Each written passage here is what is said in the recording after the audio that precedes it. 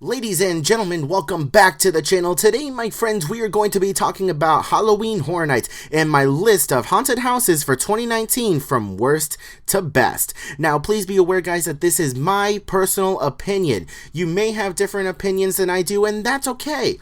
Please feel free to share your thoughts and opinions down below and share with me how your list compares to mine. If I say I don't like a particular aspect of a haunted house and you like it, then tell me why your opinion differs from mine. Let's get a conversation going down in the comment section below. Now, this list is being made based on a lot of different things. It's a mix of scare factor, ambiance, story, set design, and length, just to name a few. There are a few houses that I really wanted to make number one, but I just can't because there are so many factors that went into my decisions. Another thing I want you guys to keep in mind is that this list is based off of going through the haunted houses twice. This event is still in its beginning phases, and there are still things that are subject to change as the event goes on. Things are always being added and removed from haunted houses, so this list may change drastically by the end of October.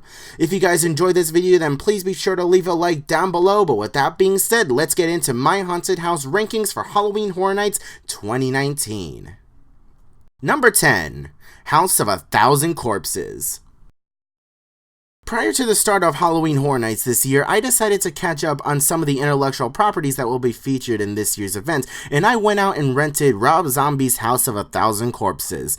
The movie itself was pretty interesting and kind of bonkers at the same time. By no means is it a fantastic movie, but it was decent enough for me to get excited for this haunted house. This was the very first haunted house that we went through for Halloween Horror Nights 2019, and it wasn't the best run. Not too many scares on our first run through of the house. We weren't sure if we just had bad timing or if there were a lack of actors during our run, but not only were there not many actors, but some of the elements of the house were just not working. Like some of the screens in the house were displaying a Microsoft desktop, which immediately took us out of the immersion, which was pretty disappointing. So we went through again a few nights ago, and while there were more scares than our first run though, it was still pretty chaotic overall, and even after seeing the movie, the house was still pretty hard to follow. This was one of the houses that really didn't scare me at all, and it wasn't the scariest house of the event in my opinion. Number 9. Killer Clowns from Outer Space. It breaks my heart to have to put one of my most anticipated houses down so far on this list. I really wanted this house to do super well. Aside from the house not being really scary at all in my opinion, I feel like Universal Studios could have added more elements from the movie into this haunted house. For starters, the facade would have increased the immersion tenfold for this haunted house. Even a small circus tent would have been nice to see. You walk into this house and are immediately inside a room with red and yellow walls with no build-up at all. You move from the tent to the streets and only see one clown, and then quick pass through the police station where we end up in the Carnival Funhouse / spaceship again. Then the rest of the house is in the spaceship. Both times we went through, the Clownzilla puppet was not functioning, and in our first run through he was missing his giant red nose. This house was advertised as having different smells through the house like cotton candy and popcorn, and both times we went through neither Coda or I could smell anything different.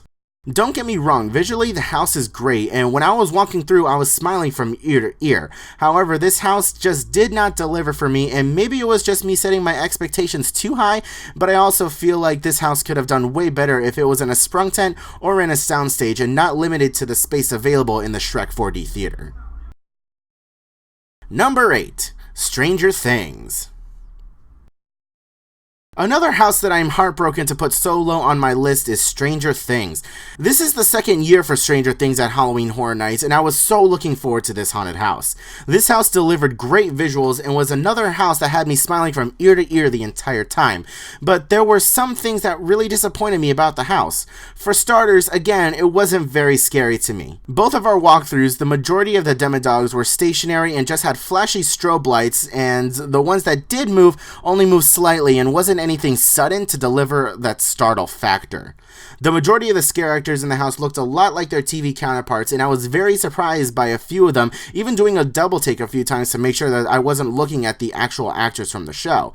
But there were a few that looked absolutely nothing like their TV counterparts, and that's what threw me out of the immersion pretty hard. The mannequins in the season 2 finale room with Eleven and Hopper looked nothing like the characters, and I honestly expected more from that room. I wish that Universal had just stuck to season 2 this year and maybe season 3 only next year, because it really seemed like season 3 was a bit of an afterthought with how little the house was centered around season 3. I wanted more Mind Flayer, more Billy, more Starcourt Mall than what we got. Also, would have been cool to go more inside the Russian base as well if the house was dedicated more to season 3. This house isn't bad at all. If you're a fan of the show, then you definitely need to check this house out, but for me personally, I think it was another house where I had my expectations maybe a little too high, leaving me disappointed with what we got. From here on out, guys, this list got super difficult to make, as the rest of the haunted houses here are all very well done and pretty scary, so it came down to my smallest nitpicks of the haunted houses to help me finish up this list. Number 7, Jordan Peele's Us.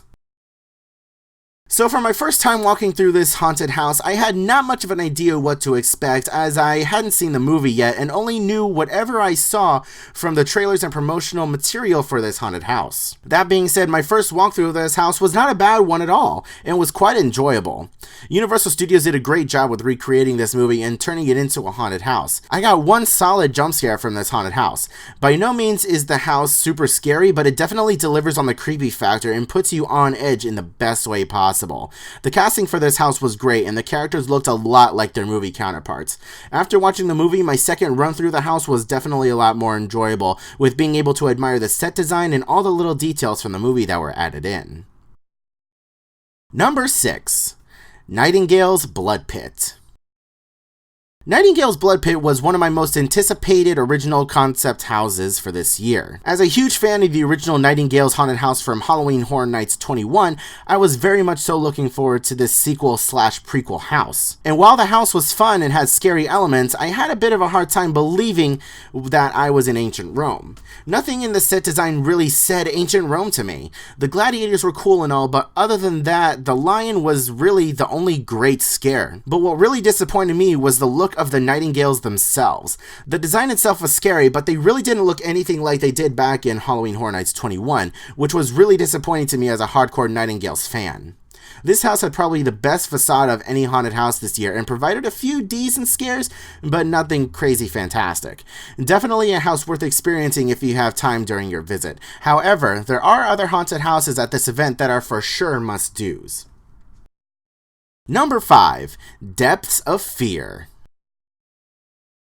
Depths of Fear is another original concept haunted house for Halloween Horror Nights 2019, and it had a pretty good story that takes place in a deep water mining installation that becomes infested with these alien fish creatures. Think of the movie Alien, but underwater, and the creatures are anglerfish, shrimp, things. I really liked how this haunted house had a mix of humans and monsters, and you could see the humans who were infected by the monsters and how they were gradually turning into them. I like how this house had elevation elements as well and went up and down at some points. I really didn't feel like I was in a sprung tent at all, and the immersion of this house was very well done. Not the scariest house, but there are a few scares in the house that actually made me jump a few times, so it's definitely a house worth visiting. Number 4, Yeti, Terror of the Yukon.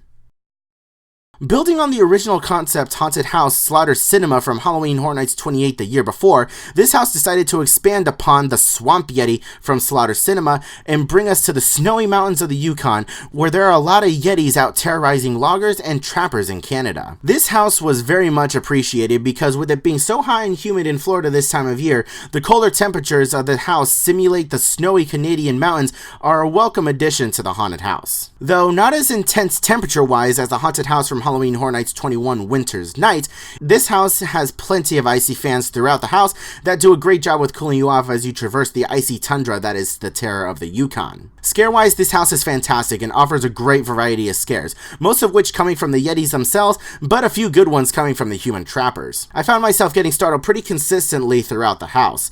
It didn't help at all that the Yetis were very tall compared to my 5 foot 5 inches rear end, and were very intimidating to me, so almost every Yeti scared me pretty well. The setting and the design of this house was incredible, and I cannot wait to go through this house many more times before the haunt season is up.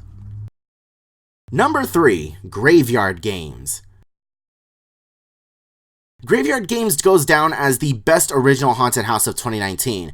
The story is absolutely phenomenal, and the setup for this haunted house is very well done, with the guests being able to interact with some of the house characters while waiting in line, and the video of social media posts scrolling through showing some of what the kids have done to disrespect the graveyard all help to set up this haunted house. That paired with a great facade once you enter the parade building all help to build hype for what this house has to offer. Plenty of scare actors in the house, excellent costumes, great sets, and plenty of tricky special effects help make this house one of the best original haunted houses of 2019. I was getting scared left and right in this house and was left craving more. This original haunted house is an absolute can't miss.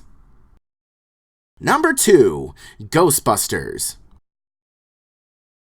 One of the biggest surprises for me this year comes from Ghostbusters. I really wasn't expecting this house to be so good. I knew Universal had to do a good job regardless, because with this being such a beloved and well-known property, that if they did mess up, then there would be riots in the streets of Halloween Horror Nights from unhappy Ghostbusters fans. Despite not having a proper facade, the hype starts to build before you enter the show building with the famous Ghostbusters theme song playing in that little hallway. The house starts off strong with a great scare as you transition from the library to the reception area of the Ghostbusters firehouse. This really helps set up the tone for this house, establishing that this house is not messing around and won't be just another comedy house. With a great set design that stayed faithful to the source material and great casting for scare actors, this house really does put you in the middle of the movie. Fans will be enthralled with the multiple little details sprinkled throughout the house.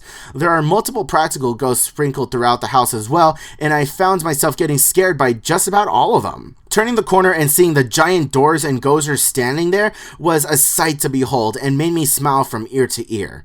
I was a little disappointed with the Marshmallow Man being basically a screen and not something more practical, but it's a small nitpick in an otherwise fantastic house that is a definite must-do. And finally, guys, my number 1 pick for my favorite haunted house for Halloween Horror Nights 2019 is Universal Monsters. This house was definitely the biggest surprise of the year by far. I was not expecting to enjoy this house as much as I did. From the outside, the house facade is just a wall sticker with the Universal Monsters logo, and at night it's accompanied by projections that help showcase all the different monsters you can see inside the house. Despite the few monsters you see on the outside, there are quite a few more that you encounter on the inside. I was pleasantly surprised by the few other monsters we saw, and it was a fantastic moment once I understood what I was looking at. It made me immediately want to run through the house again. From beginning to end, it was non-stop scares from all around you. The sets are large and the transitions from one monster to the next are very well executed. The costumes were very well made and were truly horrifying to look at. Be on your guard in this house, because just when you think you're safe, there are more surprises where you least expect it. This house definitely took home the award for Scare of the Year for me, and it's a tough one to get because I don't scare too easily, so when I get scared good. The last few times I've visited this haunted house at Halloween Horror Nights, it's been the most consistent house as far as quality and quantity of scares every single time. All this paired with the immaculate set design, lighting, and sound all help put Universal Monsters at my number 1 spot for best haunted house for Halloween Horror Nights 2019. Thank you guys so much for watching today's video and for being so patient with this. It really took me a while to type up this script and to edit everything together to get this video just right. I'd love to do more videos like this, but these types of videos do take the longest time to make and edit. But if you guys show this video some love, then I'll be sure to try and make more videos like this in the future. If you guys enjoyed this video on my haunted houses at Halloween Horror Nights 2019 ranked, then please leave a like on the video. It really helps the channel grow and helps us get found by others. If you're new around here and like what you saw, then please consider subscribing to the channel. If you want to get notified whenever I upload a video in the future, then go ahead and click that little bell icon to never miss a video. Thank you guys so much again for watching. I hope you're all having a wonderful day, morning, afternoon, and evening, and I will see you guys in the next video.